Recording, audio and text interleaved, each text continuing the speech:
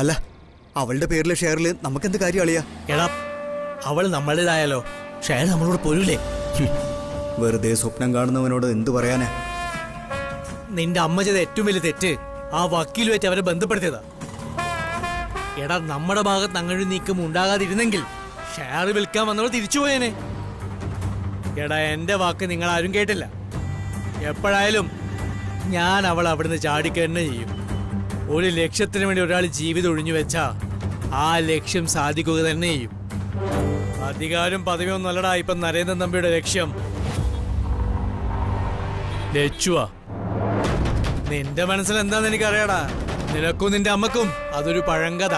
നരേന്ദ്രൻ വെറും ഒരു കോമാളി. ഒരു പെണ്ണുകാരൻ ഒരു പുരുഷന്റെ മനസ്സിൽ മുറിവേറ്റ ആ മുറിവ് മാറണമെങ്കിലേ അവൾ അവന്റെ കാൽച്ചുവട്ടിൽ വന്ന് വീഴണം. ഇല്ലെങ്കിലേ അവൻ മരിക്കണം. പല മഹായുദ്ധങ്ങളും തുടങ്ങിയത് പെണ്ണ് കാരണമാണെന്ന് നിനക്കറിയാലോ.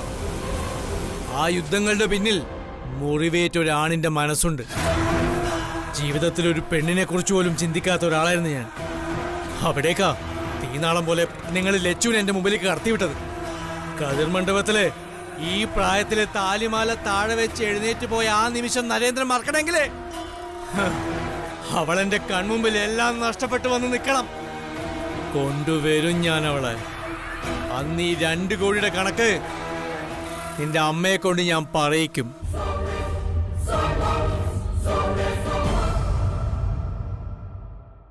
ഞാൻ ഇറങ്ങാൻ തുടങ്ങുക. ശരിയേ, ഹോസ്പിറ്റലിൽ വെച്ച് കാണാം. ബൈ. നിന്റെ വല്യമ്മ വന്നത് നമ്മൾ പ്രതീക്ഷിച്ചതുപോലെ പണത്തിന് വേണ്ടി തന്നെയാണല്ലേ? പക്ഷെ കണക്കൂട്ടലുകൾ തെറ്റിപ്പോയി. അത് ചേച്ചിയുടെ ആള് ചേച്ചിയോട് പറഞ്ഞല്ലേ? പിന്നെ പറയാതെ? വല്യമ്മ അത് പറഞ്ഞപ്പോ എന്ത് പറയണമെന്ന് എനിക്കറിയില്ലായിരുന്നു. ചേച്ചിയുടെ ആളോട് സംസാരിക്കാനാ രാജേട്ടൻ പറഞ്ഞത്. നീ സഞ്ജുവിനോട് പറയാതെ അവരുടെ വാക്ക് കേട്ട് അത് സൈൻ ചെയ്ത് കൊടുത്തിരുന്നെങ്കിൽ നിന്നെ ഞാൻ ബാക്കി വെച്ചേക്കില്ലായിരുന്നു. ഇതിപ്പോ 50 ലക്ഷം രൂപയാണോ നീ നിന്റെ വല്യമ്മയ്ക്ക് കൊടുക്കാൻ പോകുന്നത്? 50 ലക്ഷം രൂപയോ? മുഴുവൻ പണവും വേണമെന്നാ വല്യമ്മയുടെ ആഗ്രഹം. 50 ലക്ഷം കൊടുത്താൽ മതിയെന്നാ ചേച്ചിയുടെ ആള് പറഞ്ഞത്. ഇവൾക്ക് എവിടുന്ന ഇത്രയും പണം? അമ്മു, ഇത് നിന്റെ അമ്മയുടെ കുടുംബ സ്വത്താണ്. കോടികൾ വില വരുന്ന സഞ്ജു പറഞ്ഞത്. നീ അവർക്ക് 1 രൂപ പോലും കൊടുക്കരുത്. അവർക്ക് സ്വന്തം നിലയിൽ കൈകാര്യം ചെയ്യാൻ നിന്റെ മുഴുവൻ സ്വത്തുക്കളും വിട്ടുകൊടുത്തിരിക്കുക. അധ്വാനിച്ച് ജീവിക്കട്ടെ. 2-3 തടിയന്മാരില്ലേ അവിടെ? വല്യമ്മയുടെ ആവശ്യം നടക്കട്ടെ. അവർക്ക് ഒരുപാട് കടബാധ്യതകളുണ്ട്. വീട് പുതുക്കി പണിയണം. ഒരാവശ്യം വരുമ്പോ അവരെന്നെ ഓർക്കുന്നുണ്ടല്ലോ. അതെന്നെ സന്തോഷമുള്ള കാര്യല്ലേ? എനിക്കെന്തിനാ ചേച്ചി പണം? അത് അത്യാവശ്യക്കാർക്ക് ഉപകരിക്കുന്നതല്ലേ? ഇവളെ എനിക്ക് മനസ്സിലാവുന്നില്ലല്ലോ. പണമോ സ്വത്തോ ഒന്നും ഇവൾക്ക് വേണ്ട. നിന്നെ ഉപദേശിച്ചിട്ട് ഒരു കാര്യമില്ലെന്ന സഞ്ജു പറഞ്ഞത്. അത് സത്യമാണെന്ന് എനിക്ക് മനസ്സിലായി. അല്ലെങ്കിൽ നീ ഇങ്ങനെ ഒരു വിഡിതം കാണിക്കാൻ നിൽക്കുവോ? ആ പണം കിട്ടിയാ അവരങ്ങ് പോയിക്കോളും. അവരെ കൊണ്ട് എല്ലാരും സഹികെട്ടു. പണം കൊടുക്കാന്നും പറഞ്ഞ് പെട്ടെന്നങ്ങ് തിരിച്ചയക്കാൻ നോക്ക്. പണം കിട്ടാതെ വല്യമ്മ പോന്നു തോന്നുന്നില്ല. ദൈവമേ, പോവില്ലെന്നോ? അവര് കാരണം നിന്നെ ഇവിടെ ഉള്ളവര് വെറുക്കരുത്. എനിക്കത്രേ പറയാനുള്ളൂ. കാവേരിയിളമ്മ പോലും വെറുത്ത മട്ട. നീ അവരൊന്ന് പറഞ്ഞേക്കാൻ നോക്ക്. ഞാൻ ഹോസ്പിറ്റലിലോട്ട് ചെല്ലട്ടെ. ഹലോ, അദ്ദേഹം വന്ന് അവരോട് സംസാരിക്കാന്നാ പറഞ്ഞത്. ഞാൻ സംസാരിച്ച മുഴുവൻ തുകയും വേണമെന്ന് വല്യമ്മ പറയും.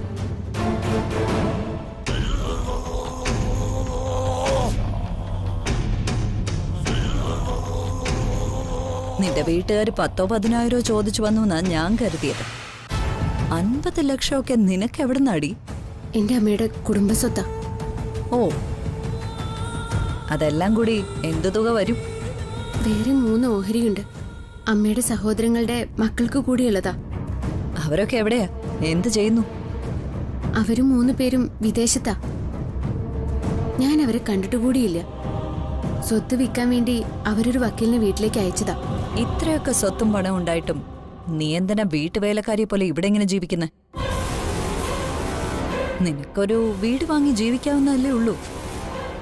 ശമ്പളത്തിന് വീട്ടുപണിക്കാരെയും വെക്കാം. അപ്പൊ അതല്ല, അപ്പൊ മറ്റെന്തോ ഉദ്ദേശം നിനക്കുണ്ട്. കവിത ചെന്നു വെറുതെ വിട്. ഇങ്ങനൊരു ഇടപാട് നടക്കുമ്പോ നീ സഞ്ജുവിനോടാണോ സംസാരിക്കേണ്ടത്? നിന്റെ ഭർത്താവിനോടല്ലേ? എനിക്ക് ഭർത്താവില്ല. ആ,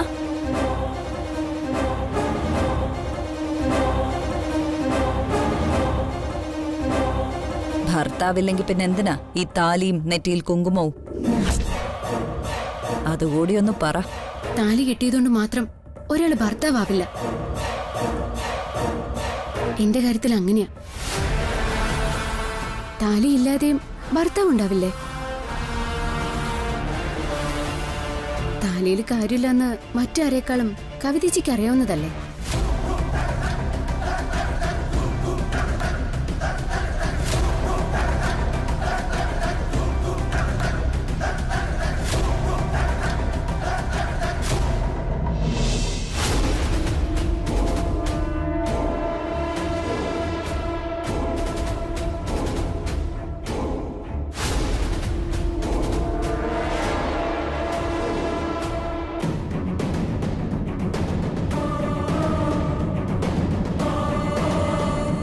അവരെയും കൂട്ടി വരുന്നുണ്ട്. എന്താന്ന് വെച്ചാൽ ചെയ്തു കൊടുക്ക്. ഇനി ഇങ്ങോട്ട് വരാതിരിക്കാനും നീ അവരോട് പറയണം. നിന്നെ മാത്രമേ അവർക്ക് പേടിയുള്ളൂ.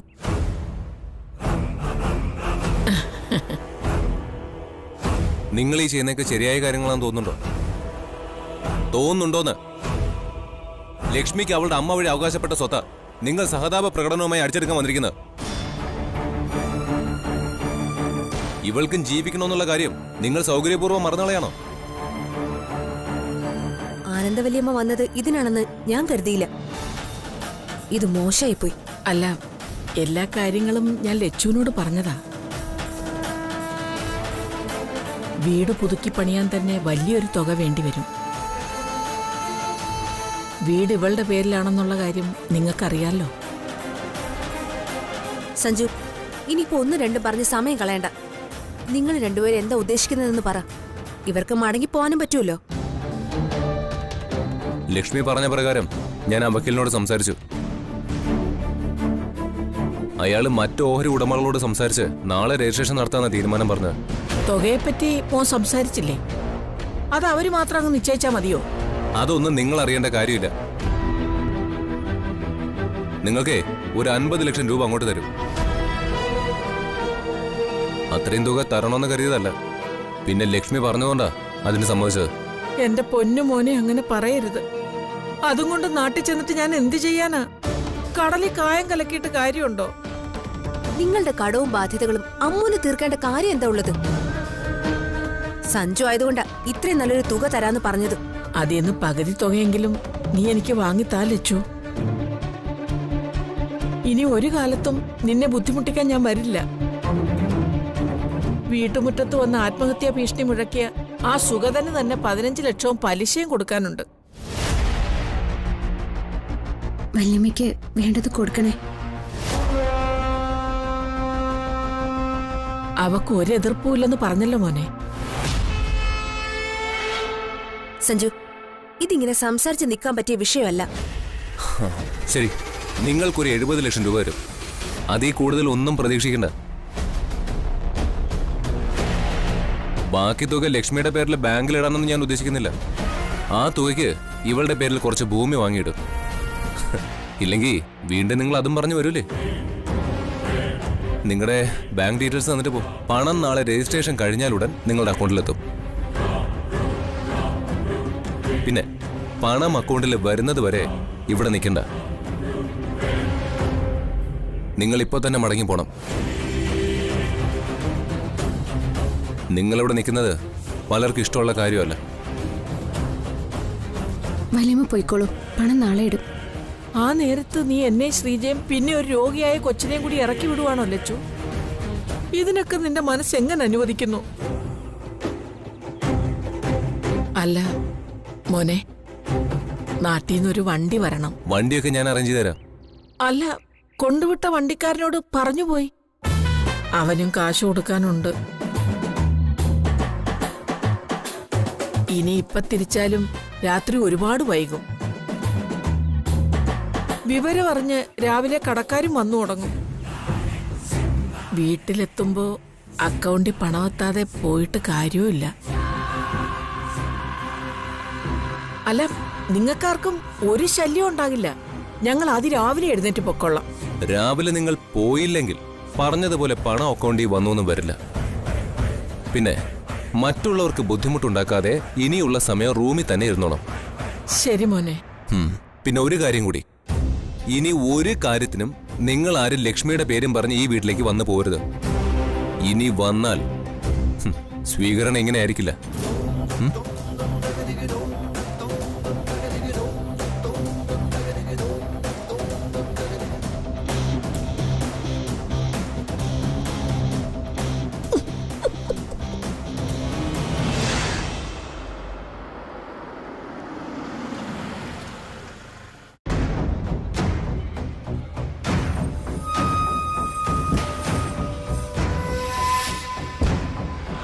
എന്താ ളിയാ?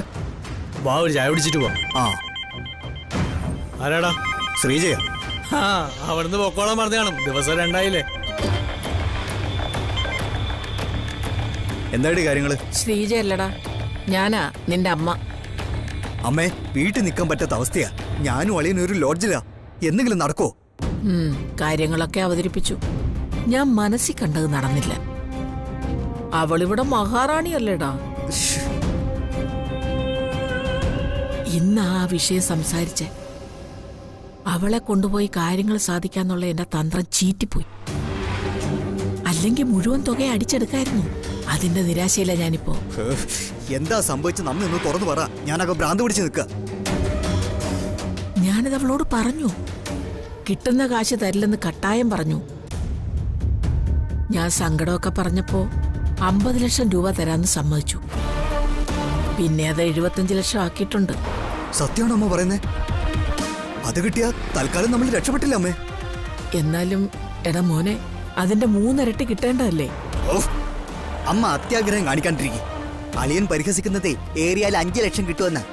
അത് വെച്ച് നോക്കുമ്പോ ഇത് ലോട്ടറി അല്ലമ്മേ. ആ, നീ ഉടനെ നിന്റെ ബാങ്ക് ഡീറ്റെയിൽസ് ശ്രീജയ്ക്ക് അയച്ചു കൊടുക്ക.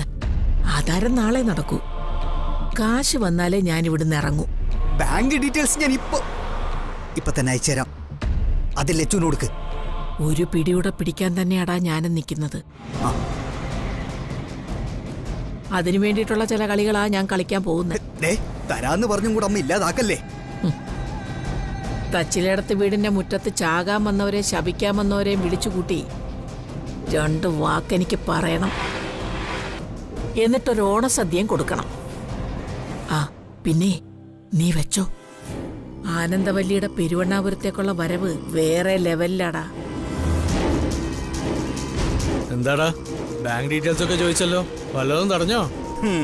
അളിയൻ പറഞ്ഞതല്ലേ 5 ലക്ഷം. 75 ലക്ഷമാ നാളെ എന്റെ അക്കൗണ്ടിലേക്ക് വരാൻ പോകുന്നേ. 2 കോടി പോലെ എന്റെ അടുത്താ 75 ലക്ഷം രൂപ. ബാക്കി അവന്റെ വായില്. കഷ്ടം.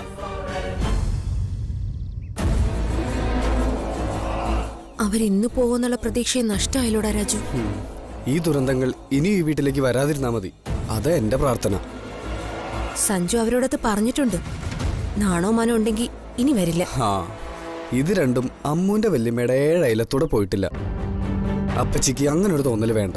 അവർ വരില്ലടാ. അമ്മു വലിയ അപകടം കൂടാതെ രക്ഷപ്പെട്ടെന്ന് പറയാം. സഞ്ജുവിന്റെ റൂമിൽ വരെ കൊണ്ടുവിട്ടില്ലേ? നീ അത്രയല്ലേ അറിഞ്ഞുള്ളൂ.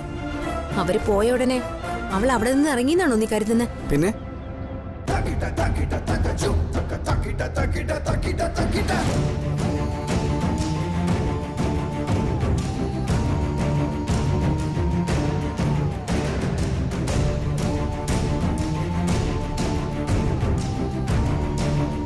രാത്രി മുഴുവൻ അമ്മ ടെറസിലാ കഴിച്ചു കൂട്ടിയത്. അവന് കണ്ടില്ലെന്ന് നടിച്ചു പോവാൻ പറ്റോ? അവന്റെ ഒരു ഗതികേടെ. വെളുക്കോളം അവനും കൂട്ടിരുന്നു. ദൈവമേ, പോകുന്നത് വരെ റൂമിൽ തന്നെ കഴിച്ചുകൂട്ടാന്ന് അവര് പറഞ്ഞത്. അത് സഞ്ജുവിനെ വിശ്വസിപ്പിക്കാൻ വേണ്ടി പറഞ്ഞതാ. അവൻ പോയെന്നറിഞ്ഞ അവര് പുറത്തിറങ്ങും. ഇനി ഞാൻ വിട്ടുകൊടുക്കില്ല. പാവമ്മു അവൾ ഉരുകുകയാ. വേദന എന്താന്ന് പോലും മനസ്സിലാവാത്ത അവസ്ഥയിലാ പെണ്ണ്.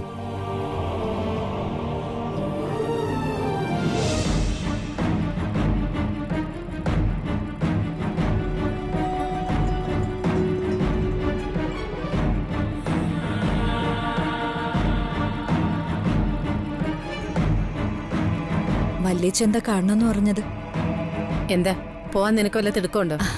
ഓ, വല്യേച്ചി വിളിച്ച അത് തന്നെ എനിക്ക് പ്രധാനപ്പെട്ട കാര്യം. ഇവിടെ ചില കൂടിയാലോചനകൾ നടക്കുന്നത് നിനക്കറിയോ? കൂടിയാലോചന എന്ന് പറഞ്ഞ ഞാനൊന്നും അറിഞ്ഞില്ല. വല്യേച്ചി തെളിച്ചു പറ. നാടടക്കി വിളിച്ചൊരാഘോഷം, അതിന്റെ ആലോചനകളാ അണിയറേ നടക്കുന്നത്. എന്താ സഞ്ജുവിന്റെ ശ്രീകുട്ടിയുടെ കല്യാണമാണോ? കല്യാണമല്ല, ആണ്ടുബലി. വരുന്ന 23-ാം തീയതിയാ എന്റെയും നിന്റെയും ആജന്മ ശത്രു വീണത്. ശ്രീദേവി വിധവയായ ദിവസം. അതിന്റെ സ്മരണ പുതുക്കാനാ ആഘോഷം. ഓ ശരിയാണല്ലോ. കഴിഞ്ഞ വർഷം വലുതായിട്ടൊന്നും ഉണ്ടായിരുന്നില്ല. ഞാൻ ഈ വീട്ടിലുള്ളപ്പം ഈ ആഘോഷം വേണോ കവിതേ? ഞാനത് എന്ത് വില കൊടുത്ത് തടയും? ശ്രീദേവിക്ക് വേണമെങ്കിൽ വല്ല ബലിമണ്ഡപത്തിലും പോയി ഭർത്താവിന് പിണ്ടം വെച്ച് സായുജ്യം അടയട്ടെ. മരിച്ചുപോയ ആളോട് വിദ്വേഷം വെച്ചിട്ട് എന്താ കാര്യം? അല്ല, നിനക്കെപ്പോഴാ ഈ മാറ്റം വന്നത്?